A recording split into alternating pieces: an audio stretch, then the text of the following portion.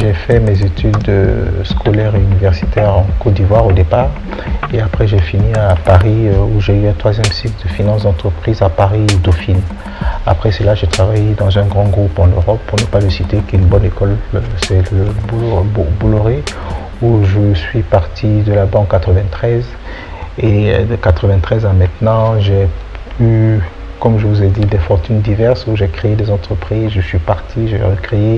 Et depuis mai 2001, j'ai créé CIMAT, Société Ivoirienne de Manutention et de Transit. Depuis 2001 à aujourd'hui, où je suis le président directeur général de cette entreprise qui emploie à peu près 700 personnes. J'ai toujours d'abord eu le goût du risque. Vous savez, quand vous êtes jeune, vous constatez, je pense que j'ai toujours été un peu, je dirais pas un meneur d'hommes parce que c'est peut-être un peu prétentieux, peut-être un bout en train. J'ai toujours voulu prendre mon destin en main et ça m'était très difficile toujours de vouloir me faire commander parce que j'ai un caractère peut-être un peu assez trempé. Et puis quand je suis rentré en Côte d'Ivoire, à terme, j'ai toujours essayé de créer. J'ai voulu créer, j'ai voulu gérer des hommes, même si dans des groupes, je gérais des hommes. Et puis j'ai voulu voir ce que c'était l'entrepreneuriat. Ça date de très très longtemps, puisque je vous dis, ça date de 1993-1994. Ce n'est pas une sinecure de créer une entreprise, ce n'est pas une sinecure d'être un manager, mais je pense que le stress c'est un stress qui est positif, un stress qui permet de se remettre en question. Et puis, je dis toujours que aide-toi, le ciel t'aidera. Je ne vois pas qui va créer l'Afrique de demain si ce n'est pas nous. Donc, je pense qu'il y a matière à faire, il y a des opportunités à créer, il y a des secteurs d'activité qui demandent tout ça. Et puis, l'entrepreneuriat, c'est un état d'esprit. J'ai toujours voulu créer, j'ai toujours rêvé de ce que je voulais bâtir et j'ai bâti ce que je voulais créer.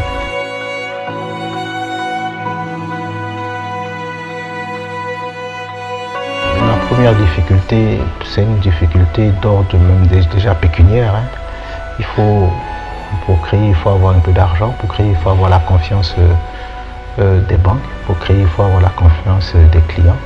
Donc c'était déjà cette première difficulté. Et puis, après, c'est la gestion des ressources humaines parce que créer, c'est avoir du personnel qui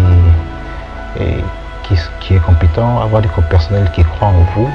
Et puis, vous savez, quand vous êtes une entreprise plus ou moins au départ institut-personnel, tout repose ou tout reposait sur moi. Donc, ce n'était pas évident. Mais si c'était si simple, tout le monde l'aurait fait. Hein. Ça aussi, il faut qu'on soit clair. Et donc, la création d'entreprise, comme je dis, c'est d'abord ce goût du risque, c'est ce goût de ne pas se dire qu'à la première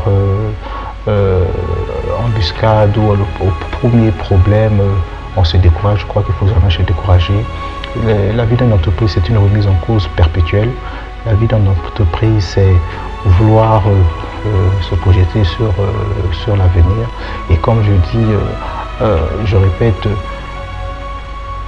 l'entrepreneuriat ivoirien doit être quelque chose d'agissant. Ce n'est pas une facilité, mais je suis convaincu que s'il y a plusieurs personnes qui prennent leur destin en main, qui croient en ce qu'ils font, je peux vous assurer qu'il y a beaucoup de choses à faire. Ce que je voudrais ajouter qui est important, c'est créer quelque chose dans le domaine dans lequel vous maîtrisez ou que vous exercez. Je ne crée pas quelque chose dans un domaine que je ne maîtrisais pas. Donc ce métier, c'est un métier où je suis tombé dedans, que j'ai beaucoup apprécié, que j'adore. Et je me dis que je parle d'un logisticien, il faut des logisticiens africains, il faut des logisticiens ivoiriens qui permettent d'apporter un plus au niveau de la chaîne de valeur.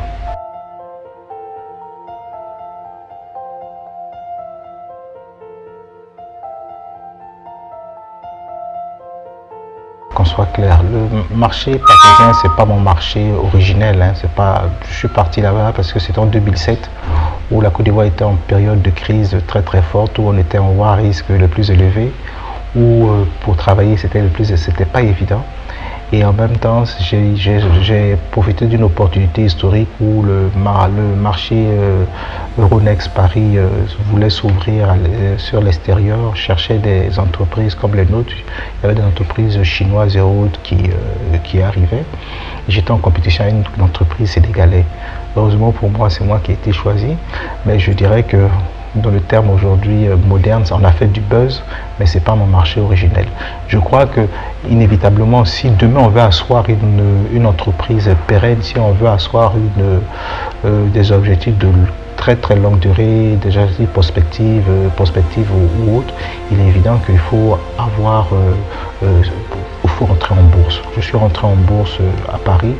Le next step, la deuxième étape, c'était de rentrer en bourse en Côte d'Ivoire. Malheureusement, pour des problèmes endogènes et exogènes, surtout principalement à cause de la crise qu'on a vécue, ça a été remis en cause, mais c'est vraiment le futur. Le futur pour les entrepreneurs comme les nôtres, pour pouvoir capter des marchés, des capitaux à des ressources longues, des capitaux vraiment à longue durée. Il est inévitable qu'on passe par la bourse. Ça, je veux dire, je suis totalement convaincu à ça, c'est ma religion, mais maintenant peut-être que la maturité n'est pas encore là, mais je vous confirme que ça se fera.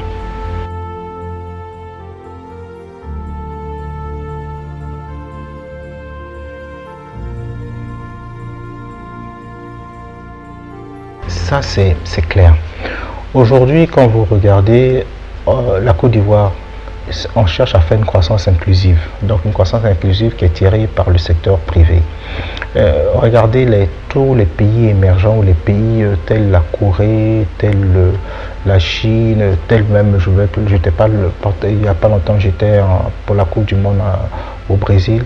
Tous ces pays émergents je veux dire, la croissance est tirée par les PME et PMI locales. Et je dis toujours, et je vous ai dit ça tantôt, aide-toi, le ciel t'aidera. L'Ivoirien doit s'approprier son pays. L'Ivoirien doit comprendre que c'est par lui-même qu'on va faire de la croissance, et de la croissance totalement durable. Je confirme qu'on ne peut pas être émergent s'il n'y a pas un vivier fort, vraiment un vivier fort de PMI local qui croient en ce qu'ils font. Des entrepreneurs qui investissent, qui créent de la valeur ajoutée, qui embauchent, qui réinvestissent, qui créent de la valeur, et on rentrera dans le cercle vertueux. Et en plus, ça permettra d'avoir un effet d'entraînement. C'est quoi l'effet d'entraînement? Vous savez, c'est comme partout, ce qu'on veut faire. Si ça marche, ça marchera pour tout le monde. Et moi, j'invite toujours, et je dis toujours, j'invite la diaspora à rentrer. La Côte d'Ivoire est magnifique. Hein. Comme partout, il y a des problèmes, mais la Côte d'Ivoire a une particularité d'être un pays où il fait bon d'y vivre, d'un pays où on a toutes les commodités pour pouvoir vivre de manière décente, comme si vous étiez aux États-Unis ou vous étiez en Europe. Et puis, je dis toujours, la diaspora, c'est à la fin de la journée, je crois qu'il y a la tristesse, c'est le manque du pays est là. Et si elles ont cette diaspora, cette capacité, cette envie de revenir, d'investir l'argent qu'elle a gagné, et je suis convaincu qu'il y a beaucoup de choses à faire sur tous les panels d'activité de la Côte d'Ivoire. Oui, je confirme, on a besoin d'eux. On a besoin de la diaspora, oui, on a besoin de PME, PMI locales, oui, on a besoin de tirer nous-mêmes ce pays vers le haut, et puis oui, on a besoin d'une croissance inclusive en tout ou partie par les Ivoiriens.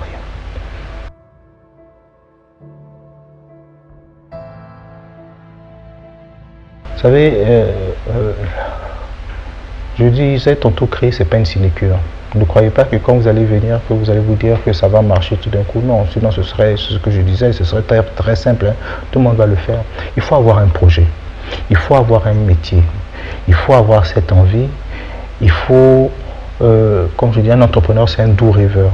Il faut se dire, on rentre pour essayer de gagner. On ne rentre pas pour gagner, mais on rentre pour essayer de gagner. Et on se donne les moyens de gagner. C'est sûr que tout le monde ne va pas gagner, c'est ça le jeu de la libre concurrence, c'est le jeu de l'entreprise. Mais comme je dis, peut-être on trébuche, mais on se relèvera. Parce que si on a cette envie d'entreprendre, si on a ce goût du risque, et puis on se dit que c'est par nous-mêmes qu'on va y arriver. Je vous assure qu'il y a beaucoup de choses à faire.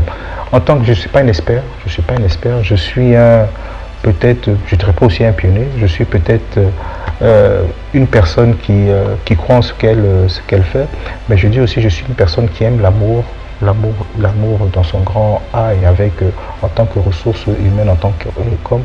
Et je dis je suis un Ivoirien que je répète toujours qu'il croit en son pays et ce pays ne pourra être tiré que par le haut, que par nous-mêmes. L'expertise, tout le monde a une expertise dans certains domaines, mais il faut vraiment identifier le métier, le secteur d'activité dans lequel on vient. Le seul reproche que je fais toujours, que je nous fais toujours aujourd'hui, on va vous dire oui, dans tel secteur d'activité ça marche et tout le monde se lance dans ce secteur d'activité. Non, c'est pas comme ça. Si quelqu'un se lance dans ce secteur d'activité, c'est parce qu'il a cette maîtrise, il a cette expertise. Donc chacun dans son domaine d'activité, dans l'expertise dans lequel il maîtrise, je pense qu'il y a beaucoup de choses à faire. Donc moi, ce que je peux vous dire, tous les experts qui sont capables de venir en Côte d'Ivoire et qui sont capables d'investir dans ce qu'ils font, ils sont la bienvenue. Hein. Je pense qu'il y a énormément de choses à faire. Parce qu'il y a un truc qui est clair, l'argent part où il y a un projet viable et bancable. Une coproduction Blue Magic.